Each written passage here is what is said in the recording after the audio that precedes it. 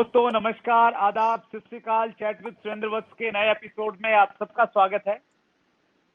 जैसा कि आपको पता है, हम लोग 4 एपिसोड्स की एक सीरीज लेके आ रहे हैं जिसमें हम लोग डायरेक्ट सेलिंग की दो पीढ़ियों से एक साथ मिल रहे हैं। हमने पहले एपिसोड में हम लोग मिले, गुड़गांव से हमारे बीच में थे राम किशन और आशीष जी, जो डायरेक्ट सेलिंग में पिछले 17-18 सालों से काम कर रहे हैं।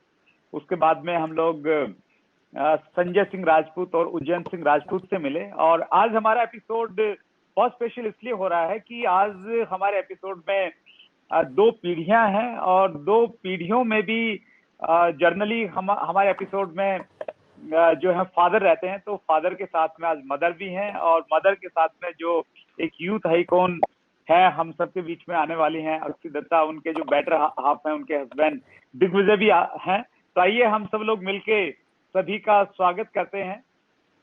सबका स्वागत है चैट विद सुरेंद्र वत्स के नए एपिसोड में। और सबसे पहले अक्षी मैं आपका स्वागत करना चाहता हूं। और आपका पहले हमने एक वीडियो डाला था कमिंग सून का, और लोग आपसे आपका कितना सम्मान करते हैं, कितनी आपसे मोहब्बत और प्यार करते हैं। तो कुछ लोगों ने कुछ लिखा है, तो मैं पढ़ना चाहता हूं आपके सामने जी। योगा इंडिया ने लिखा है, भारत की बहन। सुनील निषाद धनवंतरी ने लिखा है, MLM लीजेंड। राष्ट्र गर्जना ने लिखा है, नेटवर्क मार्केटिंग की झांसी की रानी। सोवन कुमार ने लिखा है, the real icon, we love you and respect your dedication. DNG Gautam ने लिखा है, नेटवर्क मार्केटिंग की शेरनी। संतोष कुमार ऑफिशियल ने लिखा है, jaguar girl of direct selling.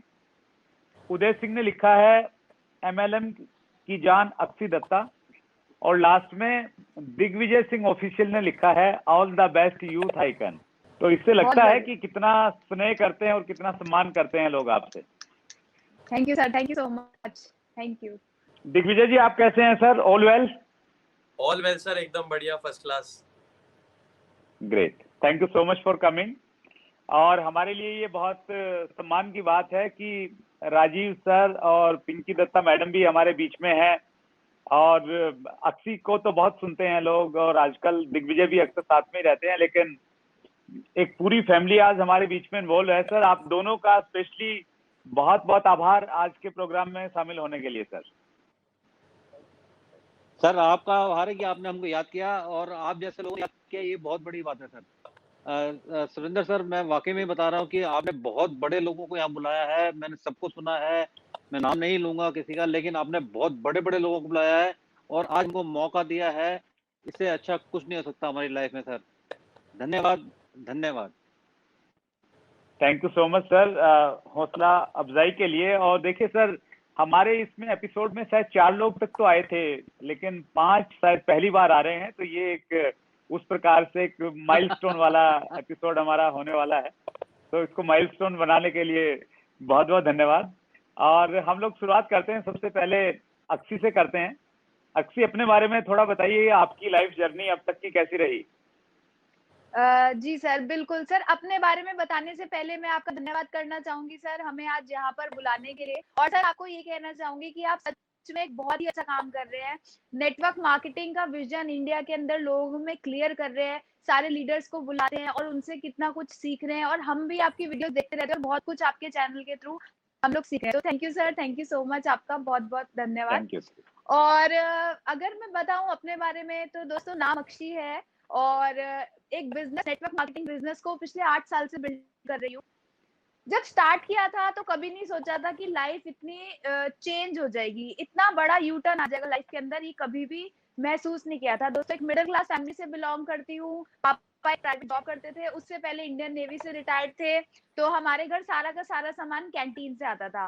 और जब हमारे को पता चला कि एक ऐसा कॉन्सेप्ट है जहाँ पे दुकान बदलने से आपकी लाइफ पूरी चेंज हो सकती है, तो उस कॉन्सेप्ट को स्टार्ट किया, नेटवर्क मार्केटिंग में अपना शुरुआत करी आज से लगभग 8 साल पहले। और सिर्फ अपनी कुछ हैबिट्स को चेंज करके आज लाइफ पूरी तरीके से चेंज हो चुकी है फ्रेंड्स। एक 60 गज के घर में रहा करते थे जब बिजनेस की स्टार्टिंग करी थी, एक 4 लाख की i10 गाड़ी चलाया करते थे, और मम्मी सुबह से लेके शाम तक से स्ट्रगल कर रही थी, पापा सुबह से लेके शाम तक स्ट्रगल कर रहे थे और उनका स्ट्रगल देखते-देखते मुझे रियलाइज़ हुआ कि यार अब मुझे भी इन लोगों के लिए कुछ करना है। सिर्फ माँ-बाप की रिस्पॉन्सिबिलिटी नहीं बनती कि वो बच्चे के लिए कुछ करें, बच्चों की भी रिस्पॉन्सिबिलिटी बनती है कि वो भी अपने पेरेंट्स के लिए कुछ करके दिखाएँ। और यही रीज़न था कि मैंने बिज़नेस को स्टार्ट किया था और स्टार्ट करके मैं ये चाह रही थी कि मैं दिल्ली यूनिवर्सिटी में पढ़ रही हूँ और पॉकेट मनी एटलीस्ट मैं अपनी खुद अर्न करूँ। मुझे अपने पेरेंट्स से 10,000 15,000 रुपए हर महीने अलग से ना मांगने पड़े, वो तो मैं खुद भी अर्न कर सकती हूँ। और 19 साल की उम्र में ही मैंने इस बिजनेस की शुरुआत करी थी। That's great, superb. दिग्विजय, आपके बारे में भी थोड़ा जानना चाहेंगे और उस जानने में हम लोग ये भी जानना चाहेंगे कि अक्षी जी आज आपके बेटर हाफ हैं और आप दोनों बहुत अच्छे से बिजनेस को भी आगे बढ़ा रहे हैं और आप दोनों की जोड़ी बहुत शानदार है। ये बिल्कुल इसी एनर्जी के साथ में आगे बढ़ती रहे, ये शुभकामनाएं भी हमारी तरफ से। तो अपने बारे में थोड़ा बताइए और बिजनेस में आपका कैसे आगमन हुआ उसके बारे में भी थोड़ा बताइए प्लीज। सर सबसे पहले थैंक यू सो मच, आपने इतनी अच्छी अपॉर्चुनिटी दी और इतने अच्छे प्लेटफॉर्म पे बुलाया जहाँ पे बहुत ज़बरदस्त लीडर्स हमने देखे यहाँ पे। तो सर मैं अपने बारे में बताना चाहूँ तो एक बहुत अच्छी फैमिली से बिलोंग करता हूँ। अच्छा खासा घर में पैसा है और इतना पैसा है कि साथ मुझसे बैठ के खा लेंगे। लेकिन उसके बावजूद मैंने MBA करने के बाद 11,000 की नौकरी से शुरुआत करी थी। एज अ इंटर्न लगा था मैं, 4 साल जॉब करी थी और जॉब में अच्छी खासी इनकम ले रहा था फिर मैं बाद में। लेकिन ना सेटिस्फाई नहीं था जॉब से।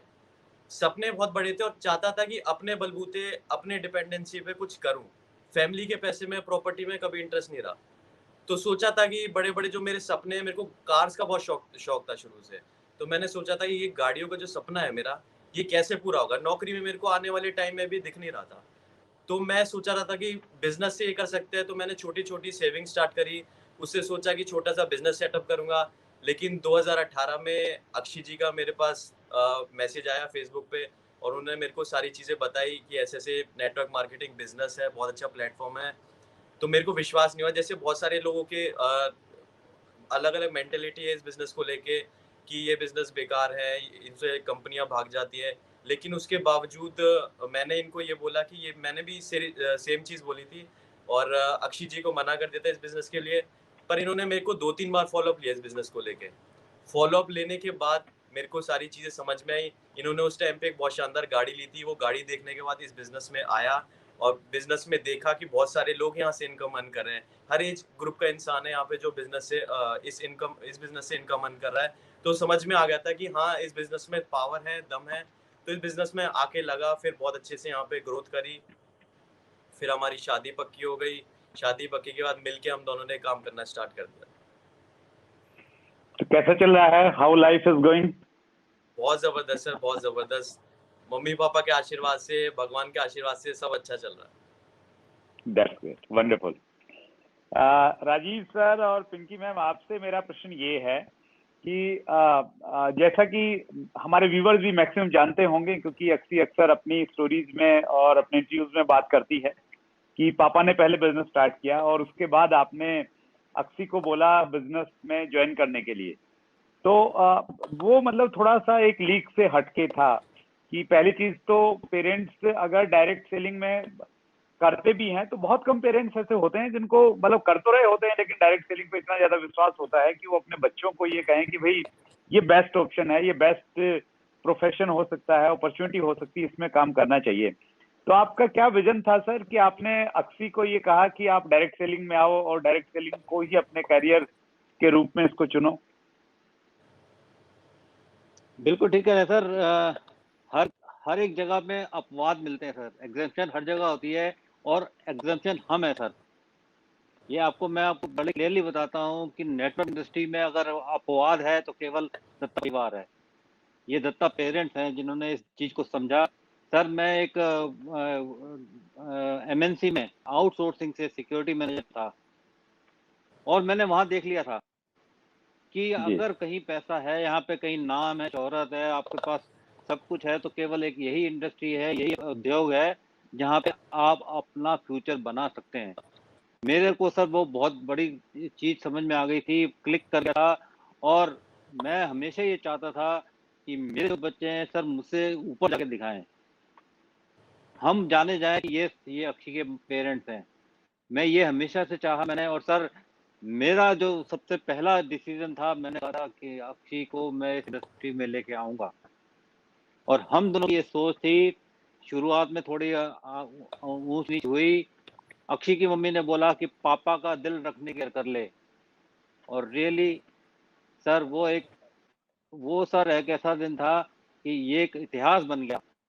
केवल पापा का दिल रखने के लिए आज जो है हम इस इंडस्ट्री में जाने जाते हैं, तो केवल इस वजह से जाने जाते हैं। क्यों? क्योंकि अक्षी को हम इस बिजनेस में लेके आए और एक इतिहास बन गया। दैट्स ग्रेट, बहुत बढ़िया। मेरा पिंकी मैम से भी एक प्रश्न है। जनरली हम लोग जब मिडिल क्लास फैमिली से आते हैं तो वहां पे आज भी लड़कियों के लिए बहुत सारी रिस्ट्रिक्शंस हैं, बहुत सारी जगहों पे जाने की अनुमति नहीं होती है, कंडीशंस रहती हैं अगर बाहर जाते हैं तो भी। तो उस समय आपने, और जब हम नेटवर्किंग में आते हैं, काम करते हैं, तो बाहर तो जाना ही पड़ता है। टाइम का कोई फिक्स नहीं, 9 से 5 का तो जॉब है नहीं, तो 2 होम मीटिंग ज्यादा भी देनी पड़ती हैं। तो उस स्थिति में आपको ऐसा क्यों लगा कि भाई आप अक्षी को एक प्रकार से ये अनुमति देंगे या फ्रीडम देंगे? और शुरुआत वाला स्टेज पे, इसलिए देखिए जब हमें सक्सेस मिल जाती है तो हमारे पास में सारी सुख सुविधाएं हो जाती हैं, तो फिर तो चीजें अलग हो जाती हैं। लेकिन स्पेशली उस समय जब ये मालूम नहीं था कि डायरेक्ट सेलिंग में कितना पैसा आएगा, किस प्रकार से सक्सेस होंगे या नहीं होंगे, लेकिन उस समय आपने अक्षी को किस विजन के साथ में ये फ्रीडम दिया कि ठीक है आप इस बिजनेस को कीजिए? जी पिंकी मैम। सर मेरा ये था कि मुझे अक्षी को अपने पैरों पे खड़ा करना है, स्ट्रॉन्ग बनाना है। और मुझे मालूम था मेरी बच्ची बहुत बढ़िया है और मुझे पूरा इस पे विश्वास था।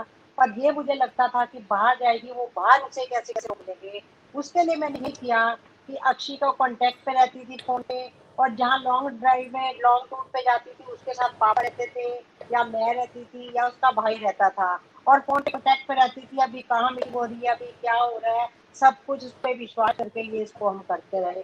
और सच में फ्रीडम सच में नहीं मिलती। मैं भी एक अम्बाला के पास नारायणगढ़ टाउन है, वहाँ रहते हम लोग, और हमें भी फ्रीडम मिलती कि नारायणगढ़ से हम अम्बाला कॉलेज पढ़ने भी जाए।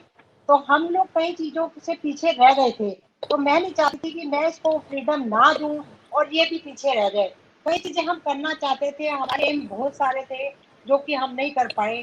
तो मैंने कहा अक्षी को हमें नहीं रोकना है, इसका हमें साथ देना है। और मैंने इसका साथ दिया, इसके पापा ने इसका साथ दिया, यानी बड़ा परिवार ने पूरा साथ दिया।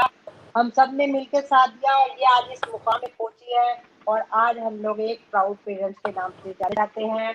हमारा यही विजन था कि अक्षी को अपना अच्छे से सेट करें।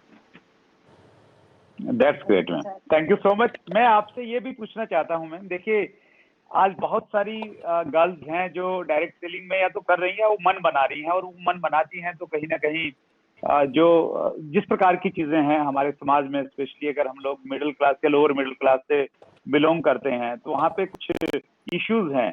और अगर कहीं पे इश्यूज हैं तो आप उन सभी माताओं के लिए क्या संदेश देना चाहती हैं जिनके बच्चियां स्पेशली गर्ल्स डायरेक्ट सेलिंग करना चाहती हैं?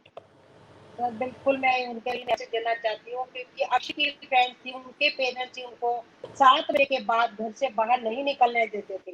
तो वो कहते थे 7 बजे के बाद अपने फ्रेंड्स के घर भी नहीं जाना। बट ऐसा करके बच्चे जो है आगे जिंदगी में बढ़ सकेंगे। आज के टाइम में ना लड़का और लड़की में फर्क नहीं करना चाहिए, और लड़कियों को भी लड़के की तरह बनाना चाहिए और उनका साथ देना चाहिए। उनको डाउट कहीं है तो वो साथ चले, चाहे उसके मम्मी है, चाहे उसके पापा है, चाहे उसके ब्रदर है, उनको पूरा उसको कोऑपरेट करना चाहिए, उनको अपने पैरों पे खड़ा करना चाहिए और आगे उनको बढ़ने का मौका देना चाहिए। सर मैं यही सभी पेरेंट्स को दूंगी संदेश। और अक्षय को हम ये भी कहते थे जो दिल्ली में तू लोकल मीटिंग करने जा रही है और रात को 11 बजे भी तू वहां से आ रही है, तो गाड़ी के शीशे बिल्कुल बंद कर लेना। कहीं रास्ते में कुछ भी इंसिडेंस हुआ, तुमने वहां रुकना नहीं है, अपनी गाड़ी चला के आ जाना है। ये रात को 11 बजे भी घर पहुंचती थी, मैं बालकनी में इसकी दादी दोनों खड़े रहते थे जब तक अक्षी घर नहीं आती थी। हम लोग को चैन नहीं पड़ता था। सर इतना तो पेरेंट्स को करना ही पड़ेगा सेक्रीफाइस, अपने बच्चे की वेट करनी पड़ेगी, जब तक आ रहा है उसके कांटेक्ट में रहना पड़ेगा और उनके साथ चलना पड़ेगा, तभी बच्चे आगे बढ़े। आज का टाइम वो टाइम नहीं है कि लड़की लड़के में फर्क समझा जाए। लड़कियां भी लड़कों से पीछे नहीं है, और साथ देंगे तो लड़कियां बिल्कुल आगे बढ़ेगी। मैं यही कहूंगी सभी लड़कों को अपने बच्चों को ऑपरेट करनी है और मैदान में निकलने की परमिशन देनी है।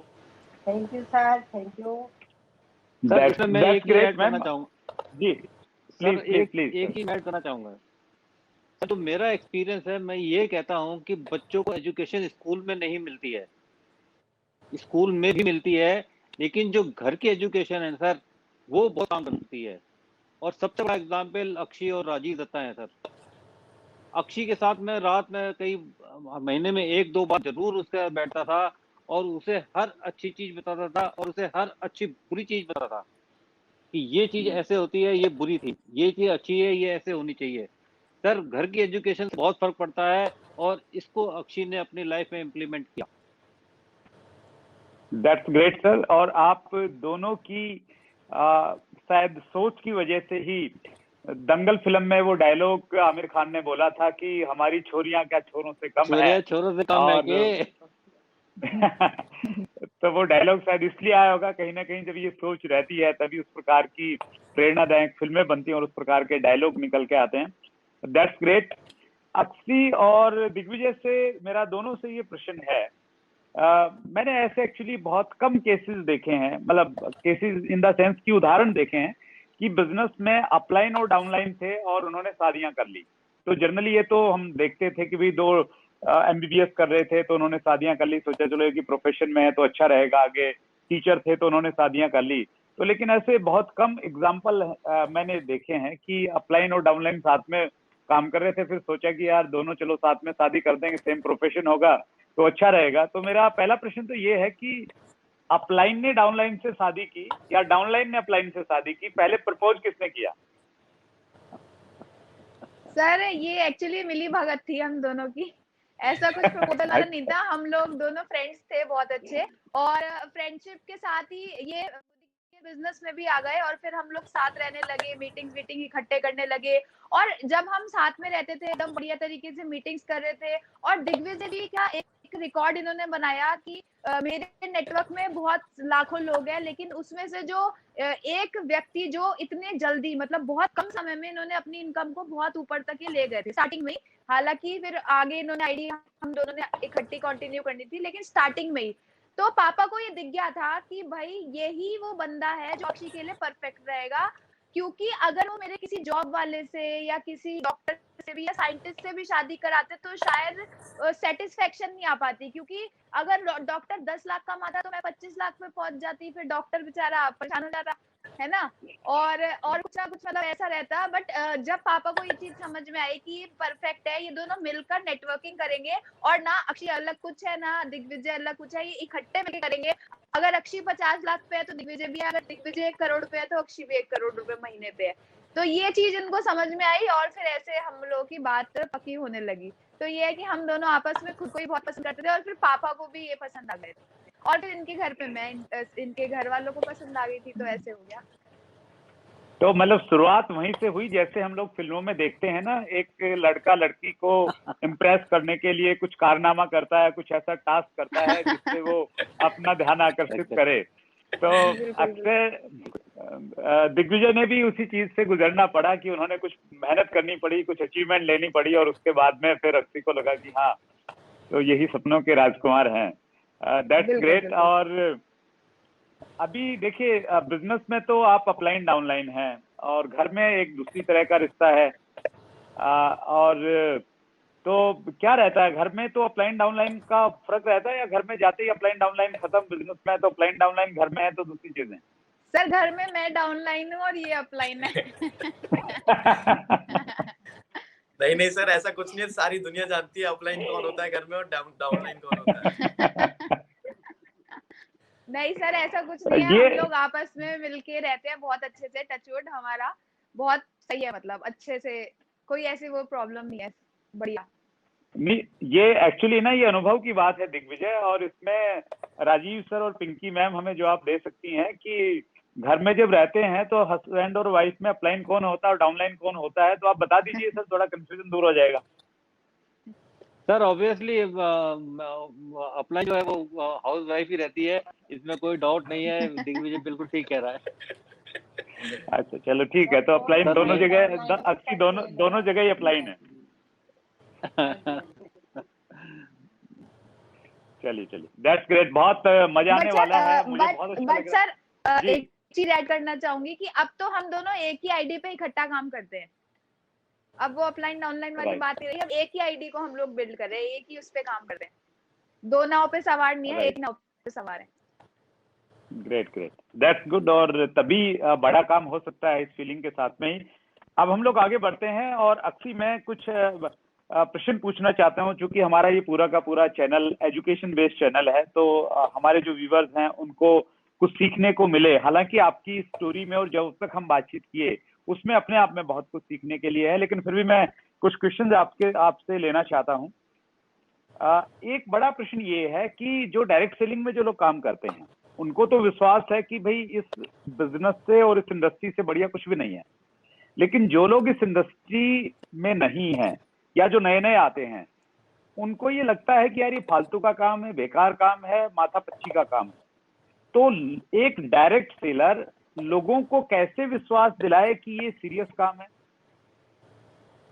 सर विश्वास दिलाने के लिए एक तो सबसे पहले खुद को विश्वास करना पड़ेगा कि ये सच में एक बहुत ही अच्छी इंडस्ट्री है, और एक राइट कंपनी के साथ आपको आना चाहिए, क्योंकि देखिए मार्केट में सच में बहुत सारी ऐसी कंपनीज चल रही हैं जो कि फेक हो रही है, तो इस वजह से ना लोगों का विश्वास से हट जाता है। तो पहले तो आप चेक करिए कि आप किस कंपनी में जा रहे हैं, उसके प्रोडक्ट्स कैसे हैं, उसका एनवायरनमेंट कैसा है, सब चीज चेक करके जाइए, और पहले खुद के अंदर ट्रस्ट लाइए कि आप यहाँ पर कुछ अचीव कर सकते हैं। अपने गोल सेट कीजिए और अपने गोल को लोगों के सामने अनाउंस करना स्टार्ट कर दीजिए। जैसे मैंने भी स्टार्टिंग में ही अपना एक गोल लिखा था कि मुझे अपने मम्मी पापा को उनकी 25वीं सालगिरह पे एक कार गिफ्ट करनी है, और उस गोल को मैं लोगों के आगे अनाउंस करती थी। तो लोग कुछ तो मेरा मजाक उड़ाते थे, कुछ बोलते थे अच्छा जब तू ले आएगी ना गाड़ी तो हम आ जाएंगे, और कुछ लोगों को लगता था यार ये तो वाकई में ही ले आएगी, और जिस दिन मैं वो कार लेकर आई तो लोगों का ट्रस्ट अपने आप बढ़ने लगा। तो पहले गोल सेट करो और फिर धीरे धीरे उसे अचीव करो। जब आपकी अचीवमेंट आती जाएगी, दुनिया में हर कोई आपके साथ जुड़ता जाएगा। पहले आपको खुद को कॉन्फिडेंट होना पड़ेगा, पहले आपको खुद को ये भरोसा लाना पड़ेगा कि हाँ मैं इस बिजनेस में कुछ कर सकता हूँ या मैं इस बिजनेस में कुछ कर सकती हूँ। जब तक वो चीज हमारे अंदर नहीं है तब तक हम आगे किसी को बोलते हैं ना कि बंदे बनाने हैं, बंदे नहीं बनाने, पहले हमें खुद बंदा बनना है, फिर हम लोगों को बंदे बना सकते हैं अपनी टीम में। ग्रेट।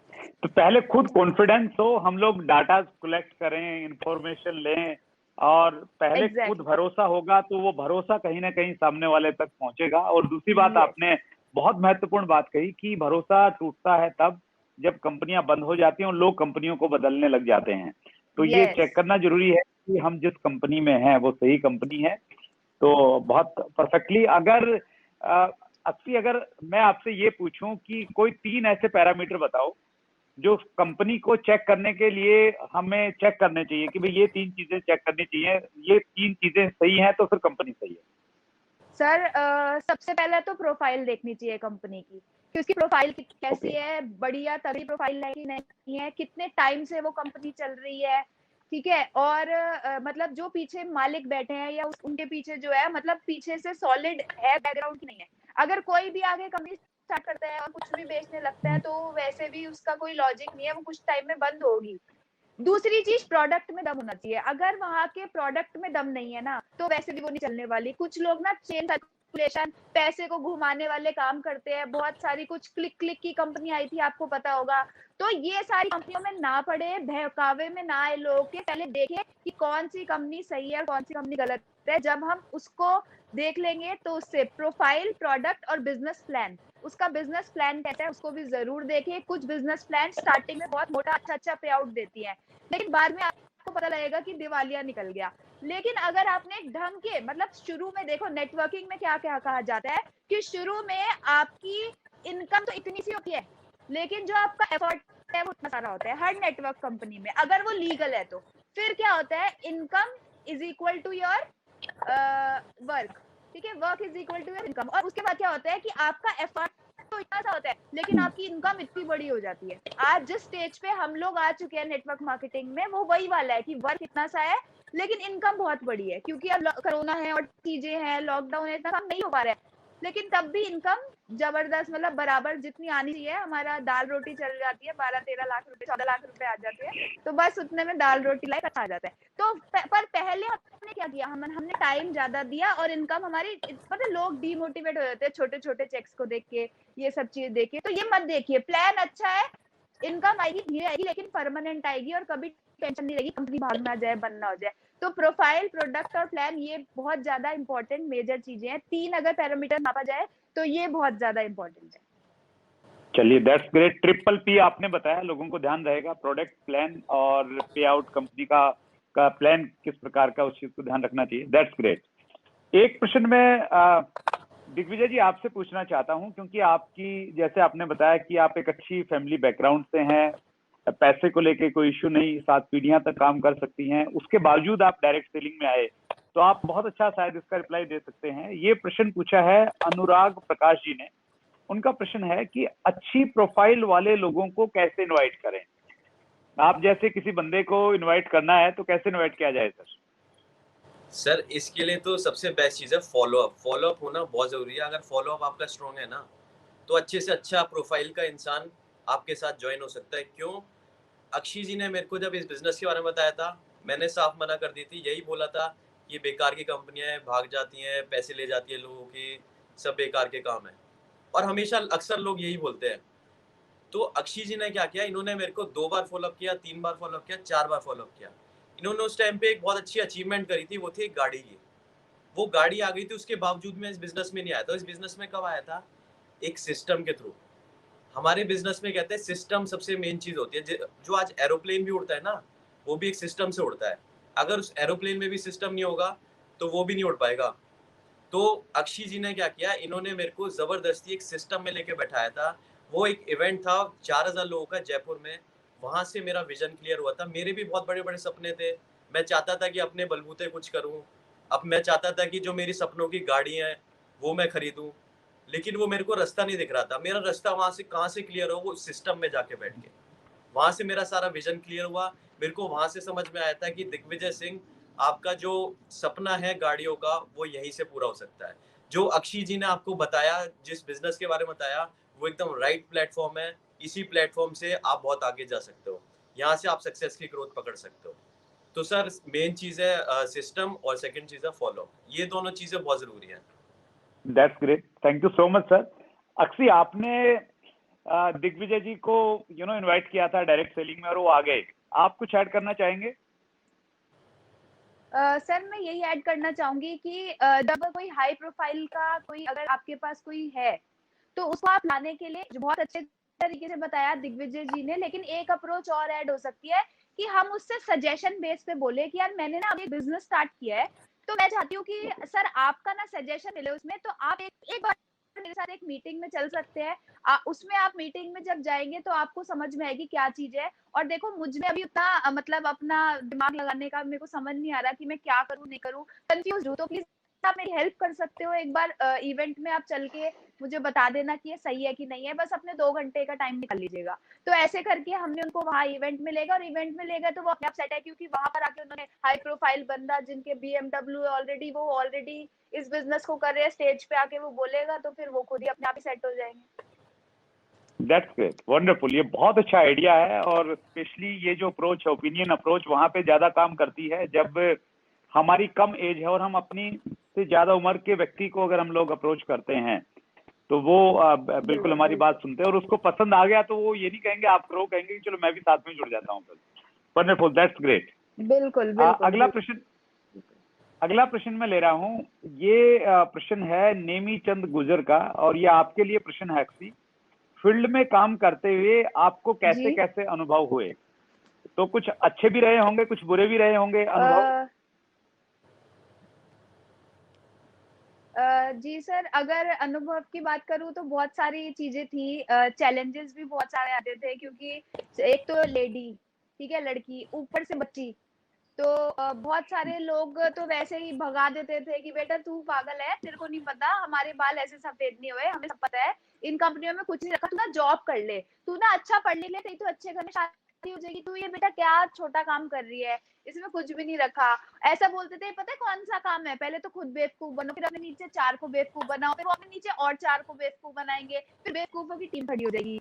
तो मतलब जितने मुंह होते थे उतनी बातें होती थी। और एक बात और बताना चाहूंगी कि एक दिन मैं एक होम मीटिंग में गई थी, वहां छोटा सा कमरा था और छोटे से कमरे में बहुत सारी आंटियां इकट्ठी हो गई थी, क्योंकि मेरा तो ज्यादातर बिजनेस बेस्ड आंटियों पे ही हुआ है आज तक। पहले अब तो बहुत सब लोग आ गए हैं, जेंट्स भी आ रहे हैं, लड़के लड़कियां सब आ रहे हैं, लेकिन पहले आंटियों पे बेस ज्यादा था। तो उस रूम में सारी आंटियां आ गई और मैं तो उस समय बहुत छोटी बच्ची थी, शायद 20 साल की थी मैं उस समय जब मैं मीटिंग करने गई थी।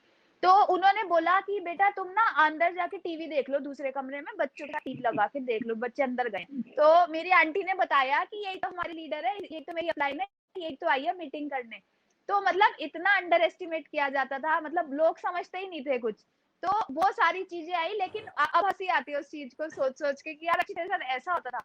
तो बट ये है कि बहुत अच्छा रहा, जो भी रहा बहुत अच्छे एक्सपीरियंसेस रहे। लेकिन हाँ, देखो नेगेटिविटी भी आती है, अच्छी चीजें भी आती है, सब चीज साथ में चलती रहती है, बट विजन अगर क्लियर है तो ये सारी चीजें अपने आप पार हो जाती है। That's great, wonderful. अच्छा अनुभव भी कुछ रहा जब आपको लगा हो कि वाह मजा आ गया?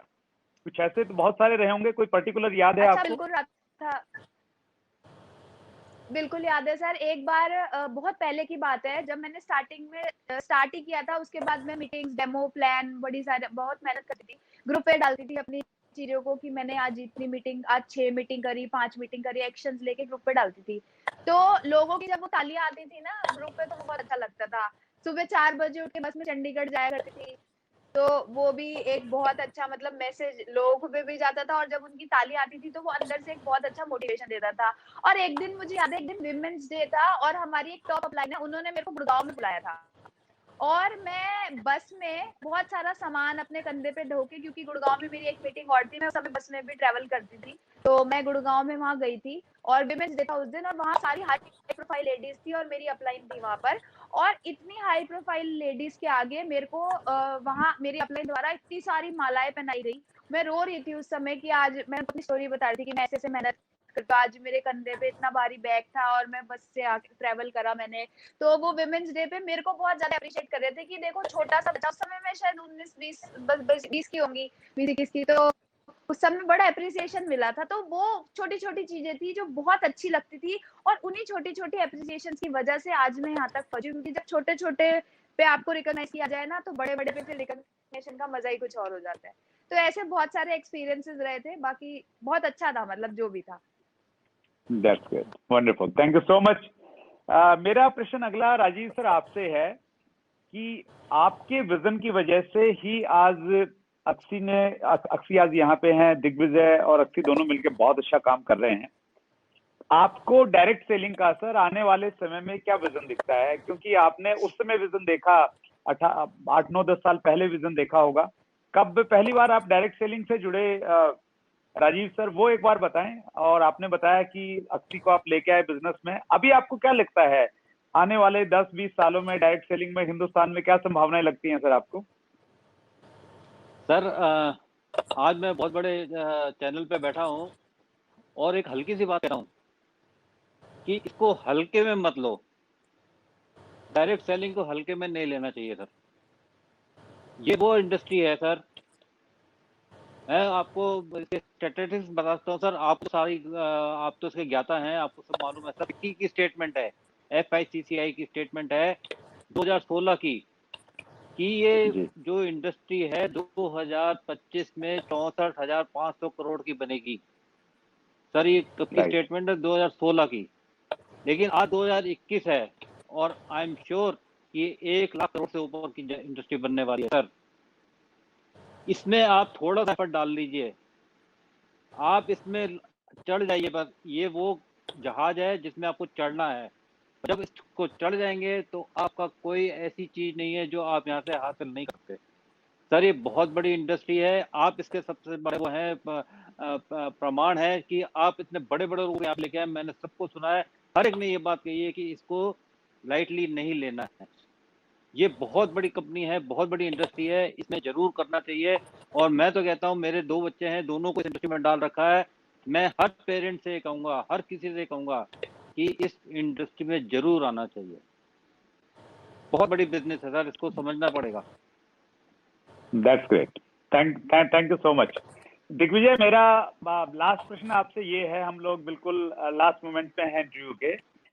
अक्षी और आप अब दोनों मिलके काम भी कर रहे हैं, एंजॉय भी बहुत कर रहे हैं, पैसा अच्छा खासा ही रहा, अक्षी ने बताया। आगे के क्या सपने हैं? सर हमेशा से हम दोनों ने सपनों के ऊपर काम किया है। अपने जो गोल्स हैं, सपने हैं, वो हमेशा हम ना एक डायरी बना रखी है, उसमें लिखते हैं। तो आगे छोटे से कुछ सपने सोच रखे हैं। सबसे पहला कि हमने इस साल का सोच रखा है, इस साल के एंड तक एक छोटी सी इनकम अर्न करनी है, जो कि मंथली की होगी 25 lakhs पर मंथ। और 2025 तक अपनी टीम में बहुत सारी कार्स दिलवानी है, बहुत सारे लखपति खड़े करवाने हैं। 2025 तक अपनी छोटी सी इनकम करनी है, वो है महीने की 1 करोड़ रुपए। हमारी एक गुरु माँ है जो कि 1,27,00,000 रुपए महीने का कमाती है। उनको देख के हम चल रहे हैं, उसी रास्ते पे चल रहे हैं और उनको देख के हम लोग फॉलो करते हैं। और हमने छोटी से एक गोल लिया है कि महीने का 1 करोड़ रुपए कमाना है, और आज साल का 1 करोड़ से प्लस कमाते हैं हम दोनों। और सर एक छोटा सा गोल और है जो कि बहुत जल्दी पूरा होने वाला है। वो हम लोग लेने वाले हैं। वो गाड़ी है, छोटी सी गाड़ी है, 1.25 करोड़ की गाड़ी है, उसका नाम पोर्शा बॉक्सटर 718 है, येलो कलर की। वो जल्दी से जल्दी आप सबको देखने को मिलेगी। That's great, wonderful. अक्षी, आपके देखो ये तो समझ में आता है, दिग्विजय को पहले से गाड़ियों का शौक है और वो अभी भी वही, बस वो महंगी गाड़ियों में जा रहे हैं। तो लड़कियों का तो शौक होता है, कोई डायमंड का सेट खरीदूं, कुछ रिंग खरीदूं, 2-4 सेट हों, तो वो तो हो गए होंगे, या क्या आपके क्या सपने हैं अक्षी? सर सपने तो देखो मेरा घूमना फिरने का बहुत ज्यादा एक ड्रीम है कि घूमती फिरती रहूं। और अभी कोरोना नहीं होता तो पता नहीं कितनी कंट्रीज हम लोग कवर कर लेते। शादी के बाद हम लोग स्विट्जरलैंड, पेरिस घूम के आए, और अब हम मालदीव्स गए थे अभी कुछ टाइम पहले, अभी शादी की पहली सालगिरह पे। और बस लॉकडाउन खुलने की देर है, हर 6 महीने में कभी ऑस्ट्रेलिया होंगे, कभी अमेरिका होंगे, क्योंकि आज इतनी पैसिव इनकम, इतनी अच्छी इनकम जब अर्न कर रहे हैं तो उसको एंजॉय करना भी बहुत जरूरी। काम भी बराबर करते हैं और एंजॉयमेंट भी बराबर होती है। तो बस यही ड्रीम है कि घूमते फिरते रहे। और बात रही ज्वेलरी की, तो अभी शादी हुई थी तो मम्मी पापा ने इतनी ज्वेलरी दे दी कि बस अब मेरे को वो ऐसे लगता है बस अब और नहीं चाहिए। मेरे को शौक बहुत है, लेकिन बहुत कुछ इन्होंने कर दिया मेरे लिए, और अब मेरे को और ऐसा कोई वो नहीं है। बट ये है कि घूमना फिरना है, एक अच्छा सा सुंदर सा घर बनाना है। जैगुआर कार तो आज हम मेंटेन करते ही है, फॉर्च्यूनर है इनकी, मेरे पास जैगुआर है, और 14-15 लाख की इनकम आई दी है। 9 कंट्रीज भी हम ट्रेवल कर चुके हैं इसी नेटवर्किंग के through, Bangkok, Malaysia, Turkey, Russia, London, Dubai, और काफी कुछ हमने अचीव किया। यहाँ से 70 लाख का घर दिए मम्मी पापा को, तो ऑलमोस्ट सारे सपने तो पूरे हो ही चुके हैं। बस अब एक पोर्श ले लेंगे छोटी सी, और पोर्श के बाद से 4-5 साल बाद देखो अगर एविएशन इंडस्ट्री ने अलाउ किया तो हेलीकॉप्टर ले आएंगे। बस और कुछ नहीं चाहिए सर, इतना सही चाहिए। सर एक बात मैं बोलना दैट्स चाहूंगी। ग्रेट। जी मैम, प्लीज। मैं ये बोलना चाहूंगी कि नेटवर्क मार्केटिंग की इतनी बड़ी पावर है सर। शायद हम मिडिल क्लास लोग थे और इसकी शादी में नॉर्मल शादी करती, जैसे हम लोग गली में करते हैं, बैंक्वेट हॉल में करते हैं। इसकी मैंने जो शादी जी। की है वहाँ पे शादी की है जहाँ की करोड़पतियों की शादी होती है। अभी आपने क्वेश्चन पूछा कि गोल्ड डायमंड का शौक, सर में सबको होता है, लेडीज को गोल्ड डायमंड का। मैंने इसको कहा कि शादी में तेरे को मैं गोल्ड दूंगी, ये दूंगी, मम्मी मुझे गोल्ड नहीं चाहिए, डायमंड चाहिए। तो मतलब कि हमारी नेटवर्किंग मार्केट में इतनी पावर है कि गोल्ड डायमंड जिस पे इसने हाथ रखा वो सब कुछ इसको मिला। ये सब नेटवर्क मार्केट की पावर है। हम मिडिल क्लास लोग हैं, हम लोग गोल्ड दे सकते हैं, डायमंड नहीं सच में दे सकते। और नेटवर्क मार्केट ने इसको 50 लाख की जैगवार अपनी ड्रीम कार लेके गई है, गोल्ड लेके गई है, डायमंड लेके गई है, करोड़पतियों की जहाँ शादी हुई वहाँ शादी है। पूरी लाइफ नेटवर्क मार्केट ने बदल दी है सर। मैं यही कहना चाहूंगी, जो हर पेरेंट्स अपने बच्चों को ऐसी लाइफ देना चाहता है तो वो जरूर नेटवर्क मार्केट में लाएं और अपने बच्चों की विदाई करें 50 लाख की गाड़ी से जैगवार, और गोल्ड डायमंड और करोड़पति की जहाँ शादी होती है उसी काउंटिंग में आए। तो मैं यही मैसेज देना चाहूंगी। Thank you sir. Thank you, एक बात थैंक यू सो मच। एक चीज ऐड मैं प्लीज नहीं, मेरा नंबर है लास्ट। सुरेंद्र सर, आज हम इतने Yes, sir, बड़े please. चैनल में बैठे हैं सर, आज हम इतने बड़े चैनल पे बैठे हैं, पता है क्यों? क्योंकि अक्षी और दिग्विजय यहाँ है। और पता है क्या बात है, रिश्ते में तो हम अक्षी के बाप लगते हैं। ग्रेट, बहुत बढ़िया सर, ये आपका बहुत फेमस डायलॉग है और मैंने भी 1-2 वीडियो में ये सुना है कि बहुत अच्छा। Super sir. अक्षय, दिग्विजय आप कुछ कहना चाह रहे हैं प्लीज? सर मैं ये कहना चाह रहा था कि जैसे हम लोगों की अभी जैसे नई शादी हुई है, आजकल जितने भी यूथ है उनकी शादी होती है तो सबसे मेन चीज़ रहती है फाइनेंशियल की दिक्कत। तो हम लोग ना आज ऐसे लेवल पे आ चुके हैं कि आज अगर कोई ब्रांड का कोई कपड़ा भी लेने जाते हैं ना, तो बिना सोचे समझे उठा लेते हैं और 50-50 हज़ार की 1-1 लाख की शॉपिंग ऐसे ही करे आते हैं। और हमने सोच रखा है, जैसे अभी अक्षय जी ने बताया लॉकडाउन लगा है, हमने तो ये गोल भी लिख रखा था कि हर 3 महीने में 4 महीने में ट्रिप करेंगे, फॉरेन ट्रिप करेंगे, ऑस्ट्रेलिया, कभी ग्रीस होंगे, कभी मालदीव्स होंगे, तो ऐसे ट्रिप बना रखे थे। अभी जैसे सर हम लोग शादी के बाद पेरिस और स्विट्जरलैंड गए थे, वहाँ पे 8.5 लाख रुपए बिना सोचे समझे हम दोनों खर्च करके आए थे। तो ये इस बिजनेस की ताकत है, बिजनेस की पावर है, जिसकी वजह से आज हम लोग आराम से बिना सोचे समझे पैसों के लिए ये जिंदगी जी रहे हैं। That's great, wonderful. Last question मेरा अक्सी आपसे है, यूथ को आप क्या संदेश देना चाहती हैं? आप अभी भी यूथ हैं और जब आपने बिजनेस शुरू किया तो आपने बताया आपकी उम्र बहुत ही कम थी, तो यूथ को आप क्या संदेश देना चाहती हैं? जितने भी यूथ हैं उनको मैं यही कहना चाहूंगी कि देखिए, इससे अच्छा प्लेटफॉर्म, इससे अच्छी चीज कोई नहीं हो सकती। हम लोगों के पास बहुत एनर्जी है इस समय पे, उस एनर्जी को नेगेटिव चीजों में, बेकार फालतू टाइम वेस्ट में, सारा दिन इंस्टाग्राम, फेसबुक और इधर उधर की चीजों में वेस्ट ना करके अपने टाइम को सिर्फ फ्रेंडशिप में ना बिताकर अगर हम पॉजिटिव तरीके से इस बिजनेस को समझ के इसमें मेहनत करना चालू करेंगे तो दोस्तों, तो आप भी नहीं जानते कि आप यहाँ से क्या-क्या अचीव कर सकते हो। अगर एक 19 साल की लड़की ने जब स्टार्ट किया था, अगर वो आज यहाँ तक पहुँच सकती है ना, तो आप में से कोई भी पहुँच सकता है। और 19 साल की लड़की की बात नहीं है दोस्तों, अब तो बहुत मेरे से भी छोटे-छोटे बच्चे और भी लोग यहाँ पे कामयाब होते जा रहे हैं। उनको देखिए, उनको समझिए। अब मेरा जो छोटा भाई है प्रणव राजीव दत्ता, पापा ने उसको भी इसी में डाला, शानदार काम कर रहा है वो।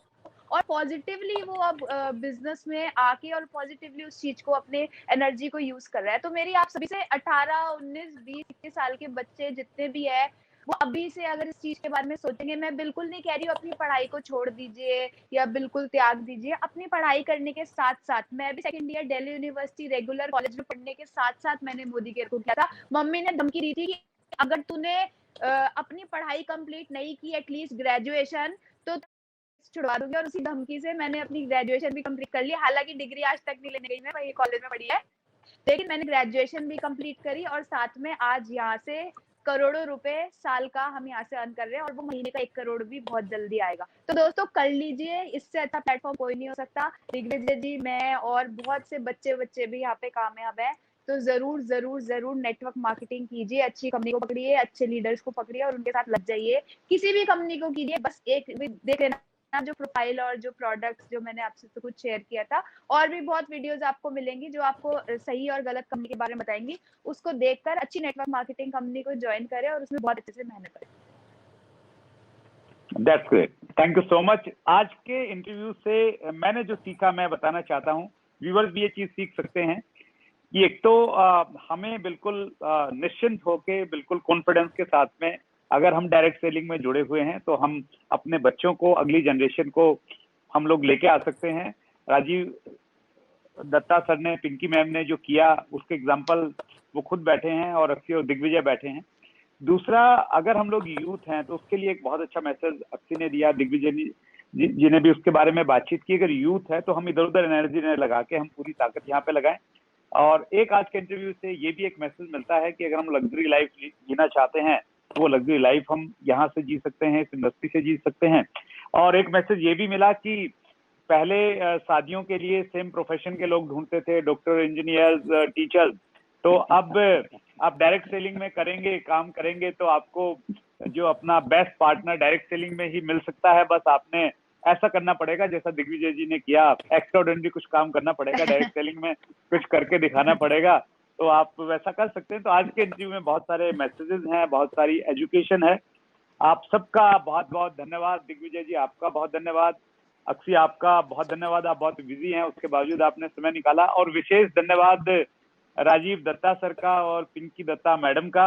आपका आशीर्वाद तो अक्षय पे है, इंडस्ट्री पे है, लेकिन आपने आके अपने अनुभव शेयर किए और एक बड़े विजन का जो आपने यहाँ पे आपने जो बात की सर, जो प्रदर्शन किया है आपने, वो काबिले तारीफ है। और हिंदुस्तान में स्पेशली जो वो जनरेशन है जिनके बच्चे अभी बड़े हो रहे हैं, उनको आपसे सबक लेना चाहिए। तो आप सबका एक बार फिर बहुत बहुत धन्यवाद। Thank you very much. So thank you. अभी रुके रहिए आप यहीं पे, मैं क्लोजिंग कर रहा हूं। तो ये थे अक्षी दत्ता सिंह, दिग्विजय सिंह, राजीव दत्ता, पिंकी दत्ता जी। एक बहुत अच्छा इंटरव्यू आज हमने किया और ये सेकंड जनरेशन की जो एपिसोड हमारे चल रहे हैं उसका ये तीसरा एपिसोड था। लास्ट एपिसोड बहुत इंपॉर्टेंट होने वाला है नेक्स्ट वीक, उसको आप जरूर देखिए। और हमारा हर एपिसोड क्विज कॉन्टेस्ट वाला एपिसोड होता है। आज के इस एपिसोड से आपसे 5 प्रश्न पूछे जाएंगे। वो इस चीज को दर्शाएगा कि आपने कितनी गंभीरता से इस इंटरव्यू को देखा है। नोट्स बनाइए आप, हर इंटरव्यू से कुछ ना कुछ आपको सीखने को मिलता है। और उन 5 प्रश्नों का अगर आप सही जवाब दिया तो हमारा एक प्रोग्राम रहता है A to Z of direct selling, तो उसमें आपको एक एपिसोड का फ्री रजिस्ट्रेशन आपको मिलेगा। तो वो अपॉर्चुनिटी आपके पास है। और अगले मंगलवार को रात्रि 8 बजे फिर हम लोग एक नई शख्सियत से मिलने वाले हैं। बहुत बहुत धन्यवाद। Thank you very much. अगर आपने अभी तक chat with Surendra Vats channel को सब्सक्राइब नहीं किया है तो अभी सब्सक्राइब करें और बेल आइकन दबाना ना भूलें, जिससे आपको आने वाली सभी वीडियोस की अपडेट सबसे पहले मिले और हमारी किसी वीडियो को मिस ना करें। वीडियो को ज्यादा से ज्यादा शेयर और लाइक करके अपना प्यार जरूर दें।